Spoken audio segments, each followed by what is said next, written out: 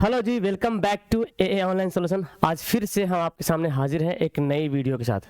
तो हम लोग आज इस वीडियो में जानेंगे फिजिक्स का मोस्ट इंपोर्टेंट सब्जेक्टिव क्वेश्चन। जैसे आपने बताया सर फिजिक्स का जल्दी डाल दीजिए, तो फिजिक्स आपके सामने हाजिर है। ऐसे डेली जो बच रहा है सब अपलोड हो जाएगा। उर्दू वाले बच्चे जो देख रहे हैं तो उर्दू का मैंने सब्जेक्टिव डाल दिया है, जरूर जाकर वीडियो वॉच कर लीजिएगा, ठीक है ना। हाँ, इसी लाइन में होगा, इसी लाइन में वीडियो की लिस्ट में उर्दू का भी वीडियो होगा, तो जाके जरूर देखिएगा। तो फिलहाल अभी हमको यहाँ पे फिजिक्स का वीडियो पढ़ना है, फिजिक्स का क्वेश्चन पढ़ना है जो कि सब्जेक्टिव सवाल है। तो फिर वही मैं बोलूँगा कि सबको हर एक क्वेश्चन को एक्सप्लेन करना यहाँ पर इम्पॉसिबल, क्योंकि वीडियो काफ़ी लंबी हो जाएगी। इसके लिए हम किसी दिन और लाइव आएंगे, आपको बहुत मजे तरीके से समझाएंगे। फिलहाल आपको भी क्वेश्चन बहुत जरूरी है, तो मैं आपको भी क्वेश्चन बताऊंगा और आप नोट करते चल जाइएगा, स्क्रीनशॉट लेते चल जाइएगा, ठीक है ना। चलिए, अच्छा एक सवाल आपसे, बच्चे लोग बहुत सवाल करते हैं जो आप बता रहे क्या एकदम यही वाला आ जाएगा। देखिए, हमने ऐसा बोला नहीं कि यही वाला आ जाएगा। देखिए, ये इसी टाइप का सवाल एग्जाम में पूछता भी है, तो क्या दिक्कत है अगर हम पढ़ ले तो। ये अनुमान क्वेश्चन है, गेस क्वेश्चन है, और ये 100% नहीं बोल सकते कि भाई यही जो दे एकदम यही वाला आ जाएगा। हालांकि ऐसा नहीं है, प्रकाश के परावर्तन का नियम कितना बार पूछ चुका है, फिर शक क्यों होता है। हम तो बोर्ड में है नहीं बैठे कि वहां से कॉपी ला के उठा के आपको क्वेश्चन आपको दिखा दे, नहीं ना। तो हम गेस कर सकते हैं, अनुमान लगा सकते हैं, आपके लिए जहां तक हो सके VVI क्वेश्चन आपको प्रोवाइड करा सकते हैं। तो एक बार नजर कर लीजिए इस पे भी, है ना, तवज्जो दे दीजिए। चलिए से पढ़ते हैं कि प्रकाश के परावर्तन के कितने नियम है, इसके नियम को लिखेंगे। कितने नियम है, अगर बोलेगा प्रकाश का परावर्तन क्या है तो लिखना पड़ेगा, नियम क्या है वो भी लिखना पड़ेगा। अवतल दर्पण का उपयोग आपको बताना पड़ेगा, स्क्रीनशॉट लेते जाइएगा आप लोग, ठीक है ना। फिर है उत्तल दर्पण का उपयोग वाहनों के पक्ष दृश्य दर्पण के रूप में क्यों करते हैं, साइड मिरर के रूप में उत्तल दर्पण का उपयोग क्यों करते हैं। उत्तल दर्पण का उपयोग लिखने के लिए बोलता है, ये भी आप लिख सकते हैं। पानी में डूबी हुई लकड़ी मुड़ी हुई प्रतीत होती है, मुड़ी हुई दिखाई पड़ती है, क्यों, इसके बारे में बताना है। उत्तल लेंस को अभिसारी लेंस क्यों कहा जाता है, ये भी आपको बताना है। गोलीय दर्पण क्या है, गोलीय दर्पण के वक्त त्रिज्या 20 सेंटीमीटर है, तो इसकी फोकस दूरी ज्ञात करना है। तो गोलीय दर्पण का डेफिनेशन है और यहाँ पे उसका सॉल्यूशन है, ठीक है। प्रकाश का अपवर्तन क्या है, इसके नियम को लिखने हैं। तो प्रकाश का अपवर्तन का डेफिनेशन हो गया, नियम यहाँ पे आपको दिख रहा है। दो नियम, प्रकाश के परावर्तन के भी दो नियम है और अपवर्तन के भी दो नियम है। नेक्स्ट है अपवर्तनांक किसे कहते हैं, हीरा का अपवर्तनांक 2.42, इसका कथन क्या है, क्या मतलब, इसका क्या अभिप्राय है, क्या मतलब इसका। नेक्स्ट है गोलीय दर्पण द्वारा परावर्तन के लिए नई कार्य चिन्ह परिपाटी को दर्शाइए, चिन्ह परिपाटी को आपको दर्शाना है। नेक्स्ट पढ़ते हैं उत्तल अवतल में क्या डिफरेंस है, उत्तल दर्पण और अवतल दर्पण में क्या अंतर है वो आपको बताना है, ठीक है। चलिए नेक्स्ट सवाल यहाँ पे है प्रकाश वर्णपट क्या है, ये वर्णपट बोला गया, मतलब स्पेक्ट्रम को बोला गया वर्णपट, ठीक है। तो अगर पूछेगा ना कि स्पेक्ट्रम क्या है तो आपको यही बताना पड़ेगा। नेक्स्ट देखें प्रकाश का वर्ण विक्षेपण क्या होता है, स्पेक्ट्रम बनाइए, कैसे बनता है। तो फिर स्पेक्ट्रम आप इसे बना सकते हैं, है ना, कैसे बन रहा। उत्तल लेंस के दो उपयोग बताना है। चलिए भाई, इसमें से बहुत सारा सवाल आपको याद भी होगा। अवतल दर्पण का उपयोग सोलर कुकर में क्यों किया जाता है, ये भी जानना होगा। नेत्र की सामंजन क्षमता से आप क्या समझते हैं। प्रकाश का वर्ण विक्षेपण क्या होता है, ये सवाल फिर से रिपीट हो गया लगता है मेरे ख्याल से। तारे क्यों टिमटिमाते हैं, दैट्स मोस्ट इंपोर्टेंट सवाल, तारे क्यों टिमटिमाते हैं। किसी अंतरिक्ष यात्री को आकाश नीला की अपेक्षा काला दिखाई पड़ता है। अगर कोई अंतरिक्ष चल जाता है ना, आकाश में एकदम अंतरिक्ष पे चल जाता है, तो उसको आकाश नीला नहीं दिखाएगा, आकाश काला दिखेगा। स्वच्छ आकाश का रंग नीला का रंग दिखाई क्यों देता है, जो साफ आसमान नीला क्यों दिखाई पड़ता है, इसके बारे में बताना है। सूर्योदय या सूर्यास्त के समय सूर्य हमें रक्तताप लाल लाल क्यों दिखाई पड़ता है, रक्तताप मतलब एकदम खून की जैसा। जब सूरज निकलता है कितना लाल होता है, सूरज डूबता है तो कितना लाल होता है। तो बहुत लोग कहावत कहते हैं कि सूरज निकलता है लाल लाल होता है, गुस्सा खूब होता है, ऐसे कुछ बहुत अलग अलग कहावत है ना। डूबता है तो गुस्सा होता है, रोता है, ऐसे कुछ लोग बोलता है, कहावत है। बट यहाँ फिजिक्स है भाई, कहावतें यहाँ पे नहीं है। प्रकाश के प्रकीर्णन से आप क्या समझते हैं। विद्युत धारा क्या है, इसका समीकरण लिखना है, सूत्र लिखना है।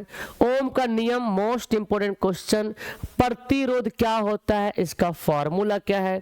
फिर है विद्युत हीटर में विद्युत धारा के किस प्रभाव का उपयोग होता है। अरे भाई तो गलती हो गया, ये तो बल्ब का उपयोग आ गया, बल्ब आ गया। तो विद्युत हीटर में विद्युत धारा के किस प्रभाव का उपयोग होता है, देखिए नीचे है क्या दिया और यहाँ पे। चलिए क्वेश्चन नोट कर लीजिएगा, तो आप एक क्वेश्चन नोट कर लीजिएगा, ठीक है ना। विद्युत बल्ब में निष्क्रिय गैस क्यों भरी जाती है। एमीटर और वोल्टमीटर को विद्युत परिपथ में क्रमशः श्रेणी क्रम में या समांतर क्रम में कैसे जोड़ते हैं? चलिए, फ्लेमिंग के वाम हस्त नियम क्या है, बाएं हाथ का नियम क्या है फ्लेमिंग का। विद्युत चुंबकीय प्रेरण क्या होता है, इसको बताना है। प्रत्यावर्ती धारा में कौन सी दो कमियां हैं, दो नुकसान है, दो कमी है, खामियां है। फ्यूज के तार की 3 विशेषता बताइए कि फ्यूज तार क्या होता है। इसका प्रतिरोध बहुत उच्च होता है, बहुत ज्यादा रुकावट डालता है, इतना डालता है और गल भी जाता है, गलनांक बहुत न्यूनतम है। अगर रुकावट खूब डालता है लेकिन उसके क्षमता जहां ज्यादा अगर धारा आ गया ना, वोल्टेज, तो गल जाएगा। एक होता है ना कि भाई ज्यादा किसी को मत सताओ वरना फट जाएगा, ऐसे बोलते हैं ना। मतलब ये बहुत हैवी रोकता है एकदम प्रतिरोध को, लेकिन अपना उसका क्षमता जब पार हो जाता है तो बोल ले टूट जाते हैं हम, अपना तार ही तोड़ देता है, ये गलनांक तुरंत गल जाता है, ताकि जो बिजली वगैरह जो एयर फैन वगैरह ऐसी वैसे लगा हो वो सब बच सकता है। 220 वोल्ट पर 5 एम्पीयर अनुपात का फ्यूज व्यवहार होता है, ये तो है। लघु पतन क्या होता है, शॉर्ट सर्किट को बोला गया लघु पतन। विद्युत मोटर का सिद्धांत बताना पड़ेगा, ये आपको लिख लेना पड़ेगा, इंपोर्टेंट है। दो चुंबकीय क्षेत्र रेखाएं एक दूसरे को क्यों नहीं काटती, चुंबकीय क्षेत्र रेखाओं के 2 गुण बताइए।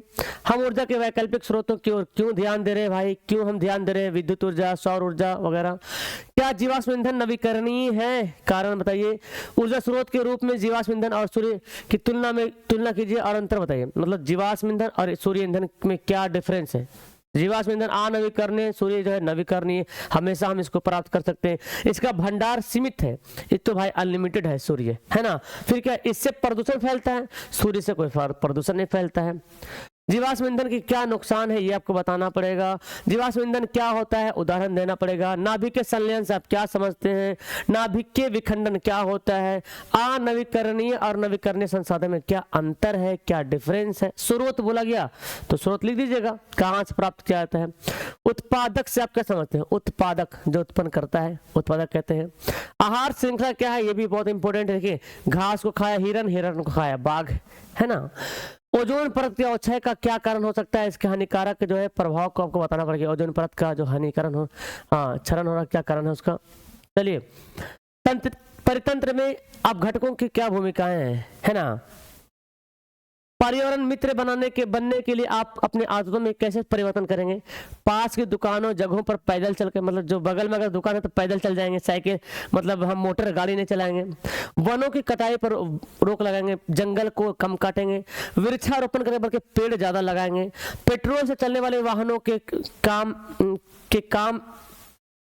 काम इस्तेमाल से, गलती है, कम होगा, कम इस्तेमाल, मतलब पेट्रोल वाला गाड़ी को कम इस्तेमाल करेंगे। प्लास्टिक का कम उपयोग करेंगे, बेहतर होगा। प्रदूषण से आप क्या समझते हैं ये आपको बताना पड़ेगा, क्या होता है प्रदूषण का मतलब।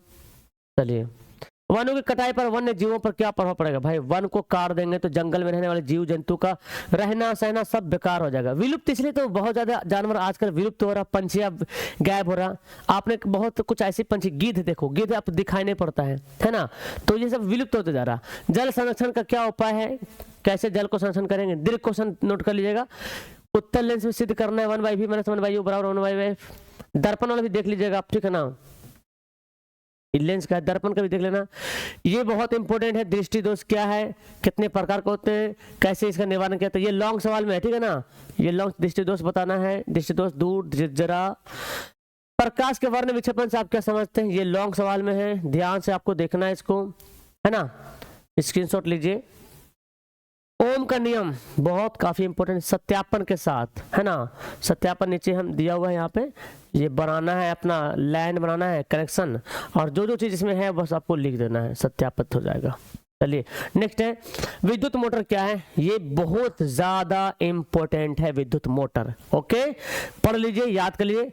बायोलॉजी में नेफ्रॉन, इसमें विद्युत मोटर, ठीक है ना।